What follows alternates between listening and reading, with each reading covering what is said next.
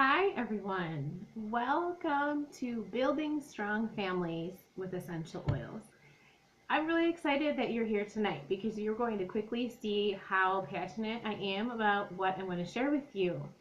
If we have not met, my name is Mandy Meineke and I am coming to you from mid-Michigan where the weather changes every 2 minutes. So hopefully where you are on this March evening, you are having nice, warm, beautiful weather. But as you're hopping on today, I would love it if you would, in the comments for me, let me know where you're listening from. Let's see where everyone's from. And also let us know who invited you today. How did you hear about this class? So today we're going to talk about something that's very near and dear to my heart that I want everyone to know about because I want everyone to feel well, to feel healthy, and I want you to leave tonight feeling confident, knowing that wherever you are at in your health, there is always more for you. And I'm going to leave you with very concrete, easy, doable, realistic, affordable ways to do that. So, as we go through, you are welcome to ask comments and leave questions in the comment section under this video. And this is actually pre-recorded so that I can go through and respond to those as you're watching.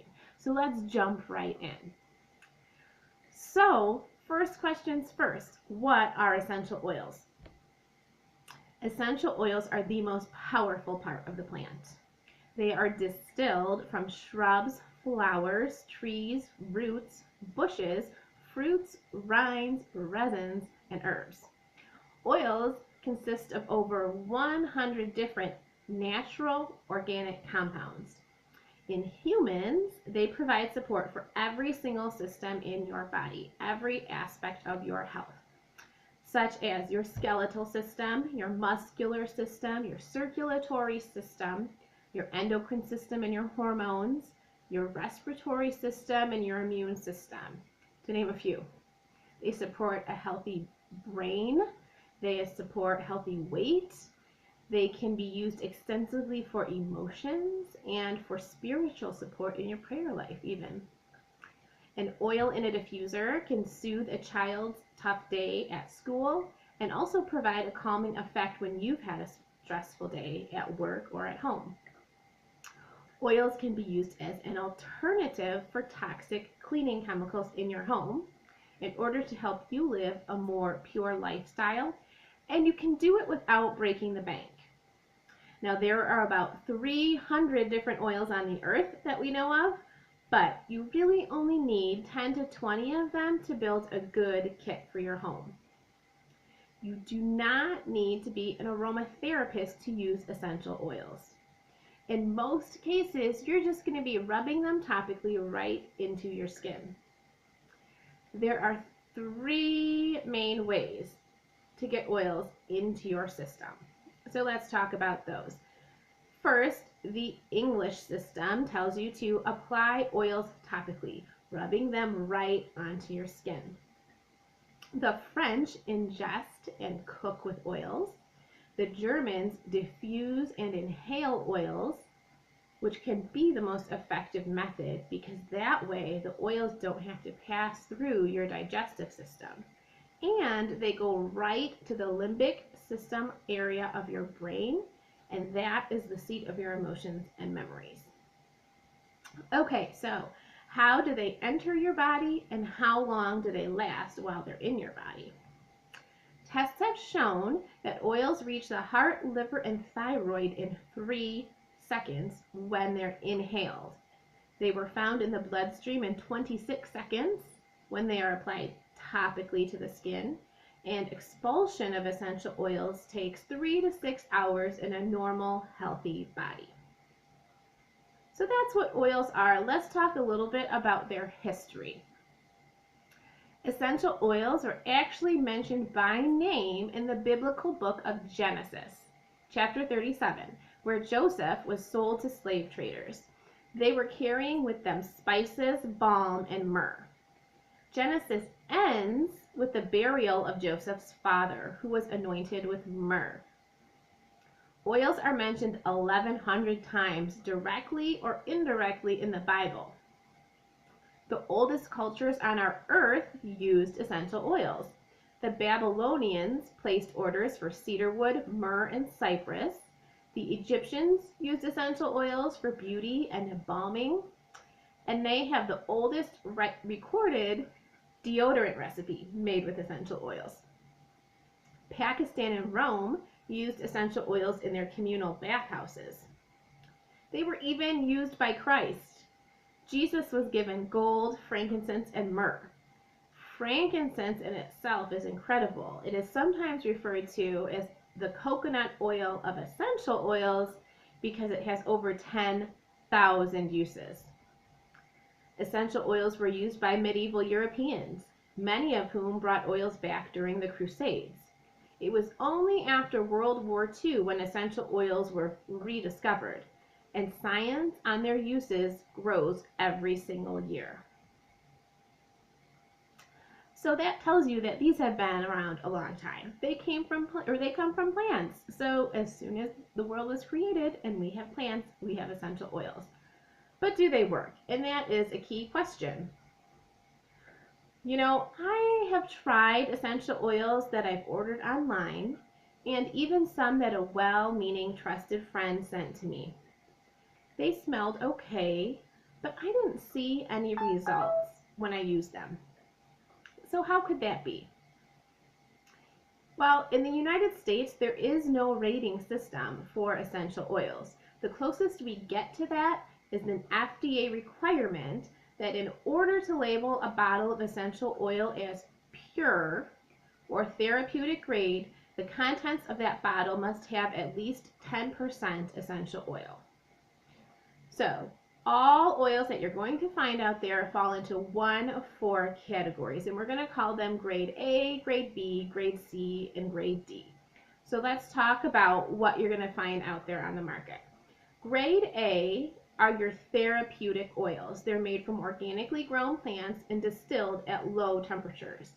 Grade B are food grade oils, but they may contain synthetics, pesticides, fertilizers, chemical extenders, or carrier oils that are diluting them. Grade C are your perfume oils that are often containing adulterating chemicals. They usually use a solvent like hexane to gain a higher yield of oil per plant harvest. Solvents can be cancerous, and they are in many store-bought oils. These grade C oils may also be diluted 80 to 95% with alcohol. And then last, grade D. That's called floral water, which is aromatic only and is usually a byproduct of a grade A distillation of plant material. So after the oil is pulled out of plant material from a grade A distillation, the leftover trash water is sold to companies who then fill 5–10% of the bottle up with this floral water and call it a pure oil. So when I learned that, that honestly made me angry. That made me feel deceived and manipulated that a label could be labeled 100% pure when really 10% of that oil might only actually be the essential oil. So you need to know what you're getting. Now, grade A is the only true pure oil. To give you an example, grade D would be like walking to your fridge, taking a glass of orange juice out, and diluting it 90% before you drink it. It wouldn't have the full benefits of orange juice, which is why you want your grade A oils. Before you purchase, you need to check to see if the company grows their own plants. Do they own their own fields? Do they control the entire process from the seed to the seal on the bottle? From the farm to that bottle that comes to your home. Pesticides, pollution, and previous farmed land, all of those things can affect the quality of the oil that you're getting. So the oils we're talking about tonight, Young Living essential oils, are grade A every single time. Why would you want to go to the extra step of using an essential oil in order to get away from a chemical, from a toxin, and then be using an oil that's actually laden with chemicals itself? That just doesn't make sense. One of the things that stands out to me with Young Living's seed to seal process, their promise, that's one thing that stands out to me, and it's a promise of integrity. The founder, Gary Young, has said that he never makes a product for profit. He makes it for a purpose, and I have found that to be true. There is so much produced on the farms at Young Living that doesn't even go to the market to be sold. So seed to seal, that promise means that each plant of the 100 plants that Young Living deals with is hand weeded. There are no pesticides used, no chemicals, no weed killers. All the plants are harvested at their peak. Then they're put through a very rigorous testing process. They go from the farm directly to your home with nothing in the middle to adulterate them. Seed to seal is not a slogan. It's a promise to you. You can learn more by checking out Young Living's story and fall in love with the company the way I have at their Seed to Seal website. That's simply seedtoseal.com.